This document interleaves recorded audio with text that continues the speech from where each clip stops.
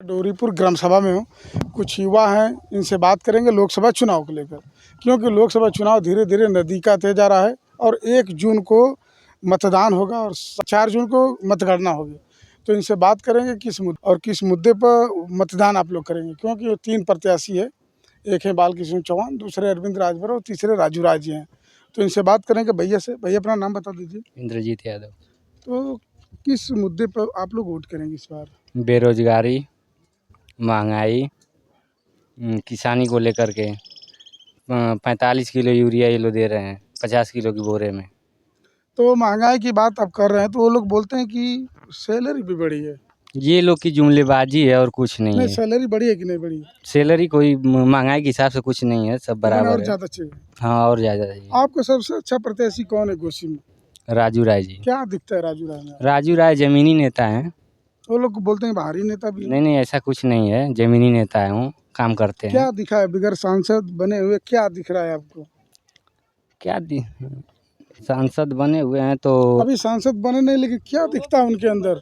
लोगों के बीच में आते रहते हैं, मदद करते रहते हैं। किसी का डेथ हो गया तो वहाँ आएंगे, मिलने जुलेंगे। इससे आप प्रभावित हैं? इससे हम लोग चलिए प्रभावित बात करते हैं भैया से। तो अपना नाम बता दीजिए। सुभाष यादव। तो आप किस मुद्दे पर वोट करेंगे? हम तो भैया महंगाई, बेरोजगारी और किसानों का एमएसपी पे। ठीक है, आप किसानों एमएसपी की बात किए, तो ये बात जब पंजाब सरकार नहीं थी आम आदमी पार्टी की, तो वो लोग ऐसा ही बोलते थे, और जैसे सरकार बनी वो लोग बदल गए। नहीं सर, और आपके गठबंधन में जिस प्रत्याशी की बात करें, इंडिया गठबंधन में वो भी हैं, तो वहाँ तो लागू नहीं किए। एमएसपी तो ऐसे राज्य सरकार क्यों लागू कर देगी? तो पहले ये तो वही केंद्र से बोलते थे। नहीं, वो तो खुद देखिए, बोलते थे। उन लोगों ने मैं- सपोर्ट किया था कि अगर ये हमें मतलब ये करें तो हम तो वैसे करने को तैयार हैं। लेकिन जब ये लोग किए नहीं तो मजबूरी में उनको रोकना पड़ा। उनको तो खुद ही दबाव डाल रहे हैं। वो इतने किसानों को मारे, हम लोग तो वहीं रहते हैं, आसपास में ही रहते हैं। इतना किसानों का जो लगा था उसमें इतनों को मारे, गोला बारूद दुनिया भर का छोड़े। तो इस सरकार को क्यों वोट देगी जब किसानों पर ही हमला कर रही है? तो अच्छा ये बताइए कि भाजपा वाले कहते हैं कि 5 किलो राशन है, वृद्धा पेंशन है, चाहे किसान सम्मान योजना है, तमाम योजनाएं हम लोग देते हैं, तो इससे प्रभावित नहीं लोग हो रहे हैं? ऐसा है कि किसान सम्मान निधि जो है कितना देते हैं साल भर में? 6,000 से चलने वाला है नहीं। दूसरी बात, इससे पहले कुछ भी नहीं अरे सब मिलता था। ये जो वृद्धा पेंशन है पहले भी मिलती थी, जो भी ये पेंशन देता, बल्कि बेरोजगारी भत्ता का अखिलेश यादव देते थे, ये तो वो भी बंद कर दिए। और दूसरी बात की जो क्या बोल रहे हैं आप अभी 5 किलो राशन। 5 किलो। अब ये बताइए कि जिस देश में 80 करोड़ लोग 5 किलो राशन के लाइन में लगे हों, उस सरकार को मतलब खुशी मनानी चाहिए कि दुख मनाना चाहिए? मतलब कि गरीबी है, इसलिए राशन दे रहे हैं। सीधी सी बात है। जब 5 किलो राशन मिल रहा है तो गरीबे है। हम तो नहीं ले रहे हैं, चाहे ले रहे हैं तो हम तो गरीबे हो गए ना। अच्छा चलिए बताइए, 2019 में जो चुनाव हुआ था, हाँ, जो बहुजन और समाजवादी पार्टी का गठबंधन के तहत अतुल राय सांसद बने थे, हाँ। तो उनका विकास क्या दिख रहा है आपको? विकास क्या, वो तो मान लीजिए उनको तो केस लग गया था ना, वो तो जेल में ही रह गए। उनका निधि तो आया होगा, निधि आया होगा तो जब जेल से बाहर आएंगे तभी तो कुछ करेंगे। उनका निधि है तो कोई ना कोई उतारा होगा तो उतना हम लोग को नहीं होगा। आप लोग कभी पूछे होंगे कि भैया गठबंधन में वोट तो मारे थे, लेकिन देखिए, नुकसान हुआ कि नहीं देश का, चाहे इस जिले का लोकसभा का नुकसान? वो तो नुकसान हुआ ही है, लेकिन फिर बाद में मान लीजिए अगर जब वो निकले होते तो कुछ न कुछ किए होते। फिर सरकार एक ये सरकार भी बीजेपी की है, आधा काम तो वैसे रुक जाता है। आपका कहने का मतलब कि उनको गलत तरीके से फंसा के लेके चले गए। जो भी हो उनका मैटर है, उनका वो अलग मैटर है। हम लोग तो उसका क्या करें? अब जब केजरीवाल जैसा आदमी को जेल कर सकते हैं, संजय सिंह को जेल कर सकते हैं, कोर्ट नहीं तय करेगा। ये बताइए, कोर्ट सुप्रीम कोर्ट क्यों हाई नहीं, नीचे की कोर्ट क्यों उनको बेल नहीं दे रही? हाई सुप्रीम कोर्ट क्यों दे रही है? फैसला है ना, वो तो जज साहब की मर्जी। यही तो इनका दबाव है, यही सब काम है ना, इसलिए हमारी आपकी तो बात होगी नहीं। तो चलिए इनसे बात करते भैया। अपना आपके हिसाब से राजू राय यहाँ से लड़े हैं समाजवादी के, आप लोग समाजवादी में वोट करेंगे तो क्यों? क्योंकि वो ज़मीनी नेता हैं, यहाँ लोगों की बहुत मदद करते हैं। किसी कोई विकलांग है या किसी को इलाज कराना तो मदद करते हैं अपने स्तर से। पर्सनल उनका व्यवहार अच्छा है। पर्सनल व्यवहार अच्छा है। लेकिन कुछ लोग ये भी कहते हैं कि यादव समाज लोग खुद अंदर कटाव कर देते हैं। नहीं, ये क्योंकि 2014 में कटाव के इसीलिए 1.5 लाख वोट ही पाए थे। ये बीजेपी का अफवाह है कि 2014 में 1.5 लाख वोट पाए थे ना वो। यादव तो दिए थे, बाकी अदर वोट नहीं चढ़ा।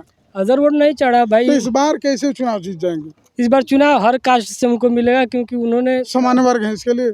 नहीं, सामान्य वर्ग से नहीं, वो मदद करते हैं। और इस बार इंडिया गठबंधन भारी मतों से यहाँ से जीतेगी। और राजू राय इसलिए जीतेंगे कि वो चाहे कोई भी कास्ट के लोग हों मदद करते। जैसे अभी वहाँ एक मझवारा में थे, कोई राजभर थे, मलेशिया में बंद थे, उनका वीडियो आप देखे होंगे। तो उनको वहाँ से मलेशिया से वही बुलवाए हैं। तो उनका हर स्तर से वो मदद करते हैं, नहीं है कि बस यादव ब्राह्मण ये समूह नहीं करते हैं। यानी उनका पर्सनल व्यवहार है, पर्सनल राजू व्यवहार इसलिए चुनाव जीतेंगे। हाँ, बहुत अच्छा मैंने उनका पूरा व्यवहार यकीन है आप लोगों का कि हाँ, चुनाव हाँ, जीत- और अच्छी अच्छा, आपको क्या लगता है इस देश का प्रधानमंत्री किसको बनना चाहिए? इस देश का प्रधानमंत्री अखिलेश यादव जी को? जी।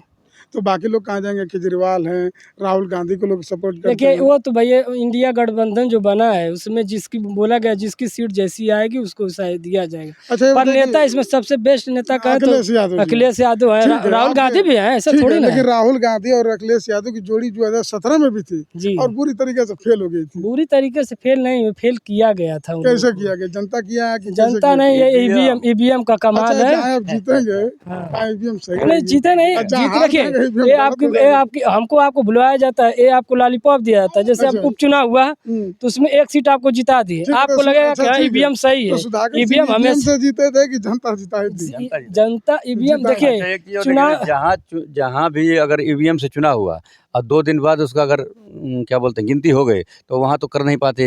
वहाँ अक्सर देखिए यानी जितना वहाँ देरी होगा उतना ही जितना EVM देरी में होगा अच्छा उतना उसमें लफड़ा बढ़ता जाएगा। आप अच्छा। देख लीजिए जहाँ पे तेलंगाना फलंगाना जो भी जीते हैं लोग, ये वहाँ आज हुई चुनाव, तीसरे दिन उसकी गणना हो गई। इसलिए वहाँ इसलिए वहाँ बदलने का मौका नहीं मिलता है नहीं इनका। मिलता। अगर देख लीजिए जहाँ भी लंबा डेट पड़ा है वहाँ ये बीजेपी बाद में लेकिन आप निकालती ये है। बताइए कि 7 चरण का मतदान होगा तो लंबा डेट तो तो आएगा ही। लंबा डेट आएगा लेकिन ठीक है, तो वही इतना लंबा बड़ा डेट। देश है, अगली बार फेस देखिए वाइज चल रहा अच्छा, है एक चीज़ और देखिए, अगली बार देखिएगा चुनाव जो हुआ था उसमें जहाँ जहाँ ये बूथ को मतलब सारे सपा कार्यकर्ता जितने लोग थे, जब इन ईवीएम पकड़ी गई तो इन्होंने उसको चौकीदारी की ढंग से की, तो वहाँ क्यों नहीं बीजेपी निकाल पाई? तो जब नहीं निकाल पाए तो ये हम लोग के जब दिमाग में यही अगले आएगा ना। चरण में ही लोग जाते हैं प्रचार करने तो पिछला चरण का चेंज करते हैं लोग, फिर तीसरा ऐसा चरण में होता गए है। तो सेकंड का चेंज। चलिए ठीक है, ऐसा बता होता दें कि इटौरापुर के लोग हैं, इनका कहना है कि ईवीएम से इस बीजेपी बार तो जीती है। इंडिया ही जीतेगी। और बता दें कि इनका यह भी कहना है कि जब पहला फेस होता है और जब दूसरा फेस में जाते हैं लोग तो पहले फेस का छेड़छाड़ शुरू हो जाता है। अब इन लोगों का यही मानना है। अब आपकी क्या राय कमेंट बॉक्स में ज़रूर लिखिए। ऐसे खबरों के लिए राज तक न्यूज़ चैनल देखते रहिए।